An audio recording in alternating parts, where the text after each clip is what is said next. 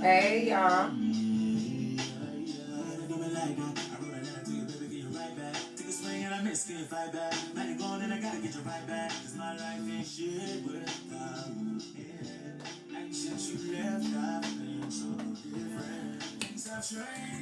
Listen, I'm gonna turn this down.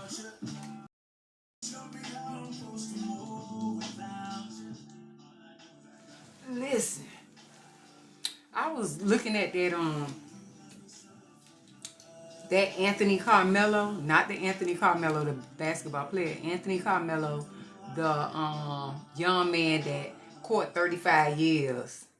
Now, mind you, when it first hit the airwaves and it first hit the news, I was paying attention to it because I watched how this young man was at a event, a game that was taking place where the two brothers, the one that was slain and the one that was still alive but witnessed the whole thing. Now, I believe that brother, it ain't gonna sit well with him that this boy is doing 35 years because of the loss of his brother. I don't think it's gonna sit well because he bear witness to his brother being a Karen. His brother was being a Karen. And we got to pay attention to what's going on in society today. How these folks just walk up on black people all the time. These non-blacks walk up on blacks all the time. Whether you in a certain area, they want to play like they public servants. They want to come and ask you what you doing in the neighborhood, what you doing around here. They always in your business. They always in your business. So what happened was it was a rainy day. It was raining real hard. And Carmelo went and stood up under this team tent.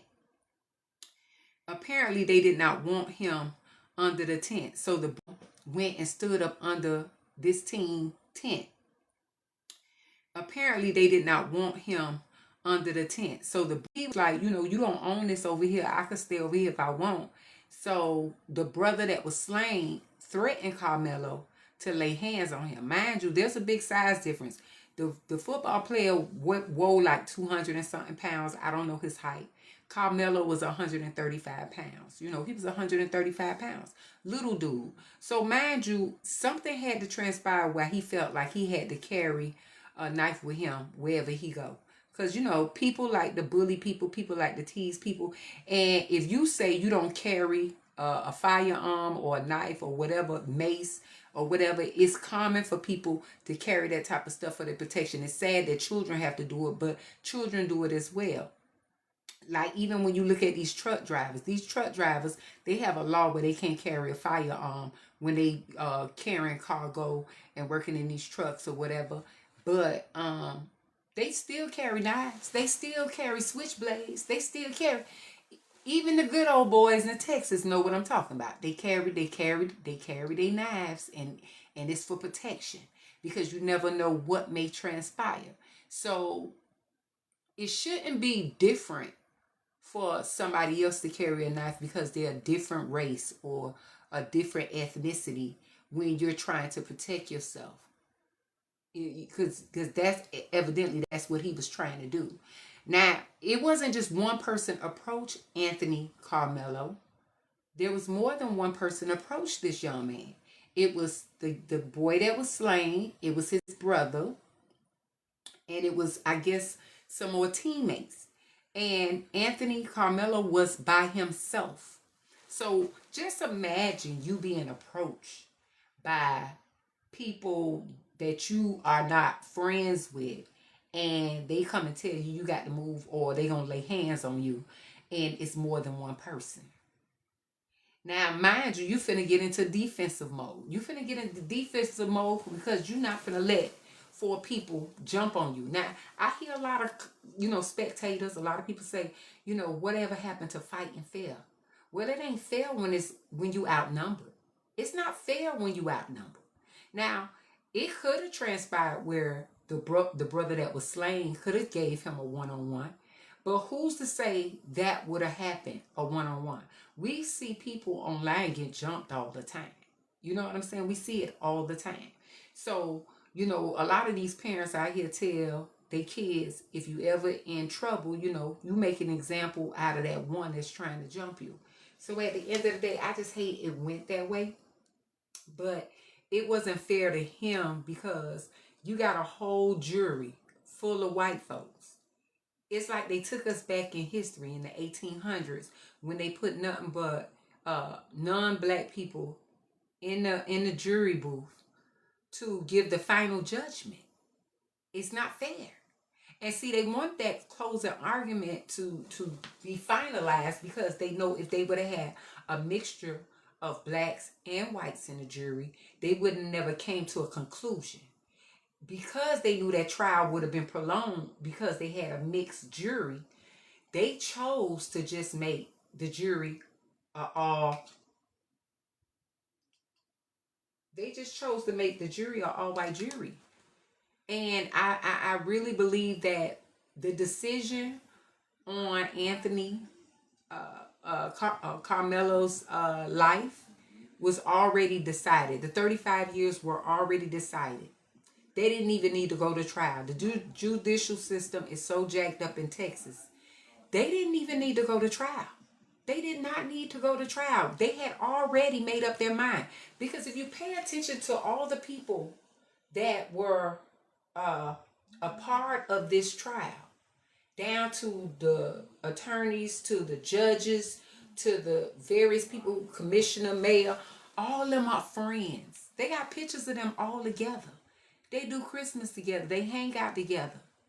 So they done sat down at a table and they done conversated and they done came up with the decision on this young man's life and decided to give him 35 years. 35 years, that young man is not deserving of 35 years. He is not deserving. Now, if you would have gave him some time so he can think wisely, you know what I'm saying? Think wisely. That would have been okay. But we have to pay attention to who approached who. We have to pay attention that the young man that was slain made it his business to tell this young man to move. When the young man refused to move, that's when he was supposed to go get a coach, a teacher, some type of authority to make him leave if he was violating their space or their boundaries. He should have went and got somebody older to tell him he can't be there. But you took it upon yourself to tell this boy you're going to beat him up. Now, parents, we got to teach our kids not to be running up on people. Because, see, it may not play out how you want it to play out. You approaching somebody because they tiny. The tiniest person can be the most scared person. The person that is in fear. A person that's in fear will hurt you. A person that is afraid is not always the weakest link. The person that is afraid can hurt you.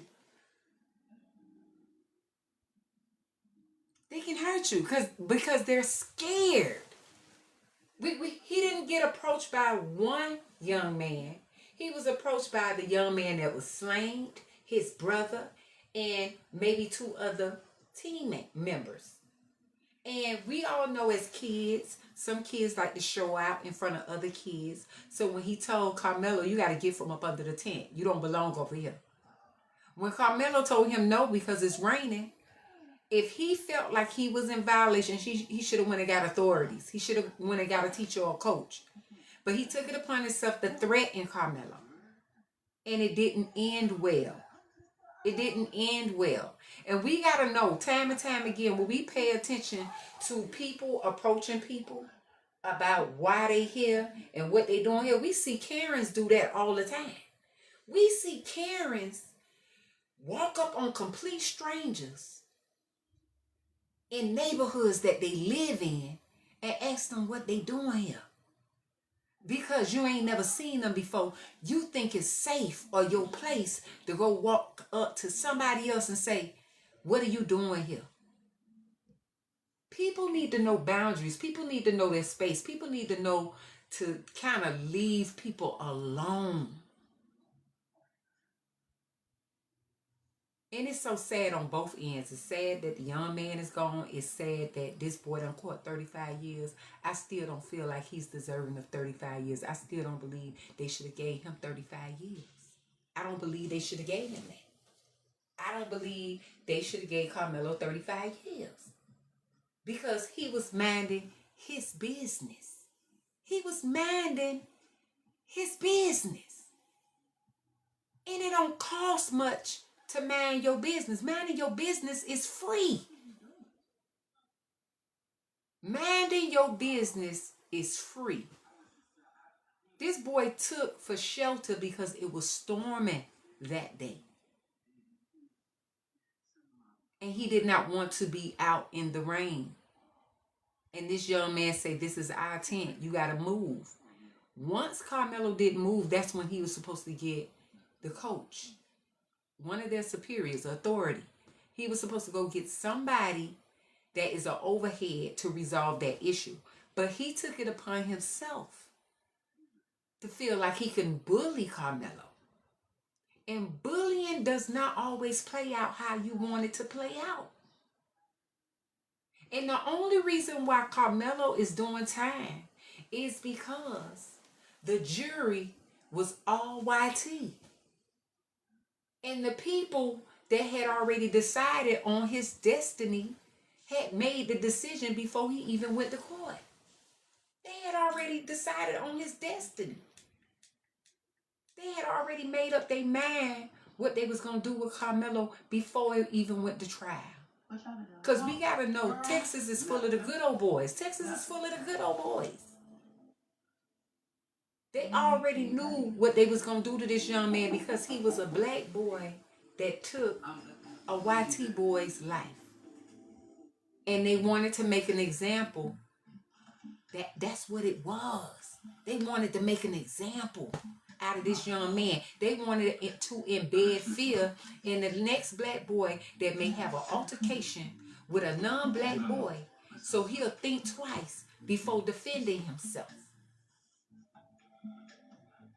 They using him as an example.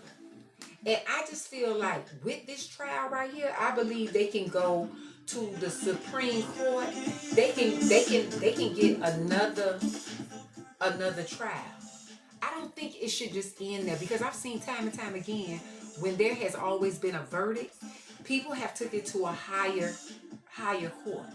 And I just feel like it needs to be done that way, because it's not fair that you put an all-white jury in the jury booth. When you saw on social media, it became the battle of the races when this incident took place. It became in the comment sections, black versus YT. That's all we saw. So if you knew this was going on, where people were siding with their culture, because people were siding with their own culture, because people can relate to the environment that they're brought up in. They can relate to the teachings that they're brought up, off of. So at the end of the day, when you chose an all non-black jury to decide this young man's destiny, that was unfair. That wasn't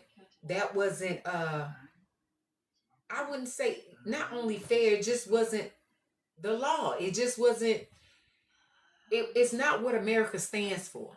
You took us back in time. You took us back in ancient time, where juries in Mississippi, all those sundown towns, where they only allowed non-blacks to sit in the jury.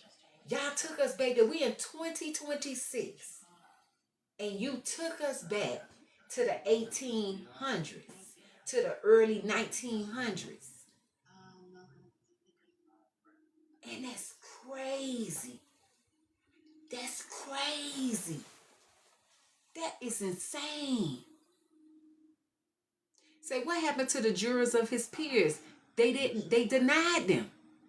Because in the judicial system, they have an option to pick people who they want to sit in the jury. So if you got some good old boys that's the attorneys, good old boys that's judges, and they are running a courtroom, 9 out of 10, they're gonna allow something like that to take place. They're gonna allow a non-black jury in the courtroom because they're biased. They're not about equality. See, this DEI that they banned goes deeper than employment. It goes deeper than employment. It's got people in position overthrowing laws that were created so everybody in this nation can feel safe. For everybody in this nation to feel safe, y'all been throwing out everything that protects everybody. And then when you try to destroy a law that you only thought fit one group of people, you didn't know it was a domino effect. It started affecting other people. Your loved ones that's in a wheelchair, your loved ones that are amputees, your loved ones that need those ramps to get to the job, your loved ones that need those pregnancy rooms to do their milk for their babies.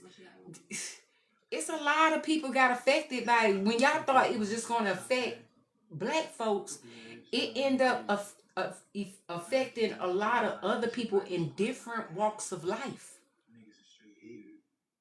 That's the same way. Let me tell y'all something. That's the same way when we go back in history in the 80s, when they started dropping off dope in the inner cities to kill off blacks. That's just like when you never thought your daughter or your son end up getting a college friend and end up going to the inner cities and going to the parties, and then they become addicted to the DRUGs that you put in the communities that was designed for just the black people. You didn't know how much your family was going to be involved in the inner cities, driving in the inner cities, and you wondering how your child got strung out on something that was designed to take another race out, how it became a domino effect and it entered your home. That's why I say you can't do malicious things. You can't do malicious things because it backfires. It's like a boomerang. When you throw a boomerang out there, what a boomerang do? It whips back around. A boomerang comes all the way back around. Whatever you design for people, somehow it'll end up affecting you somehow. And we just got to keep it real. So when we go back to Anthony Karmelo, we're not going to say he's innocent and he did not slay that young man. He did slay. He did take a life. He did. We don't know what was in his head. Was it intentional to end his life or just to get him up off of him? Because mind you, we as parents have to teach our kids not to start situations, but to end them. Walking up on another child with the expectations that you're going to kick his ass, not knowing that there's a possibility that it could be consequences and repercussions behind your actions. Like this would happen, him losing his life. You can't think because you're a big football player and he's 135 pounds, you can go over there and bully somebody. Because you don't know what type of fear you are putting in that individual. You don't know what type of fear. People will end you because they're scared. And it's hard to turn off somebody in a panic mode that's scared. A scared person will lose all control because they're in fear. If they're in fear, they will lose control. They will lose control. And some people blank out, especially if you see yourself being surrounded by more than one individual. The young man that was slain, his brother was right there. His brother bared witness. His brother bared witness. And I guarantee you that his brother has not slept well since that day happened. Not only because his big brother is not there anymore, because he knew that if they would have never walked over there to Anthony Karmelo, his brother would be alive today.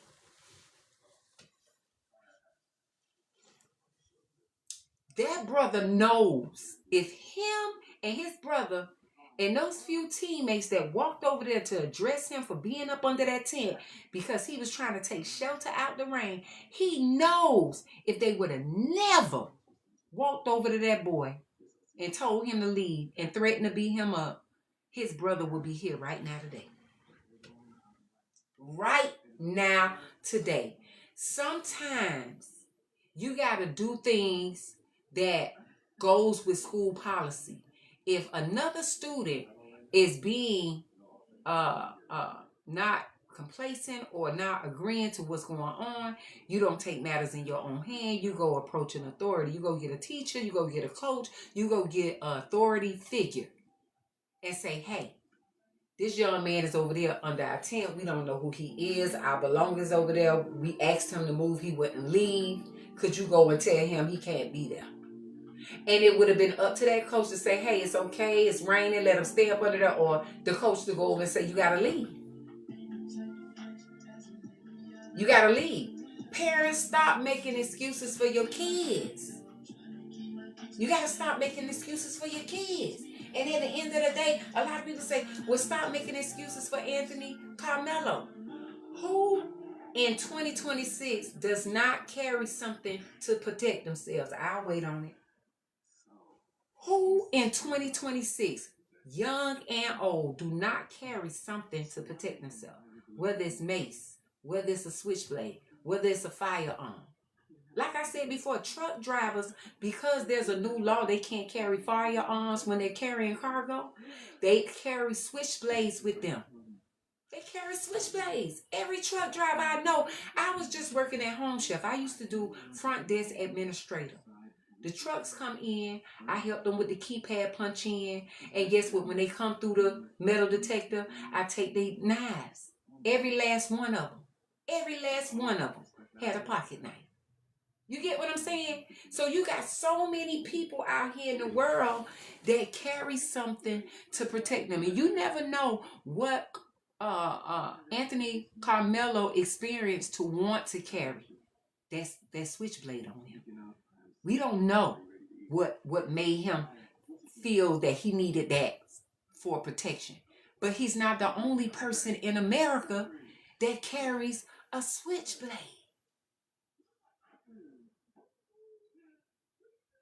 He's not the only person. And like I said, when a person is in fear, they can go roadkill. They can go overboard when a person is scared. Once that one hit might be a consecutive hit. And it only takes one hit to hit the wrong spot. They can unalive somebody. But when you in fear, you never know what you'll do when you're in fear. You're being approached by more than one person. Everybody was like, he should have fought him on a one-on-one. Well, he was an approach by one person. He was an approach on a one-on-one level. He was approached by a young man, his brother, and some teammates. And he was by himself. He was not approached alone where he was fighting one-on-one. How many people that may carry protection, you see 4 individuals walking up on you or 3, you ain't gonna grab your friendly help me out. You ain't gonna grab your friendly help me out. Like I said, both situations is sad, but that boy do not deserve no 35 years, y'all. That boy do not deserve no 35 years. He don't deserve 35 years. I'm sorry. I'm sorry. He don't. He don't deserve 35 years. Teach your kids not to walk up on people. Teach your kids stop trying to bully people because of size. Don't walk up on people. You never know. You never know. One day you may walk up and never be able to walk away. You'll be carried away. You'll be carried away.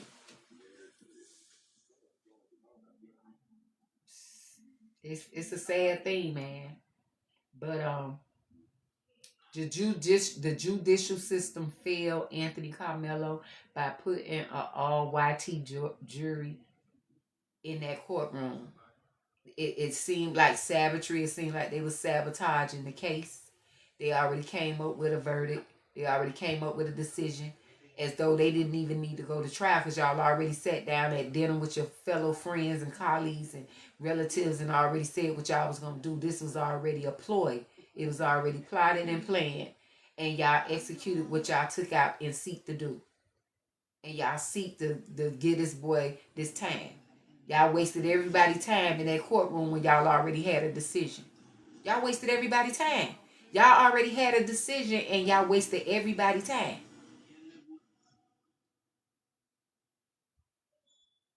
What's good is having a law to decide things if you're going to cheat the law. If you're going to cheat in the judicial system. If you're going to overlook laws and rules that abide for every American in the United States and just do what you want to do. You're just going to choose to do what you want to do. It's nowhere in the world that courtroom should have looked like all good old boys in it. And that's all I want to say. That's all I have to say.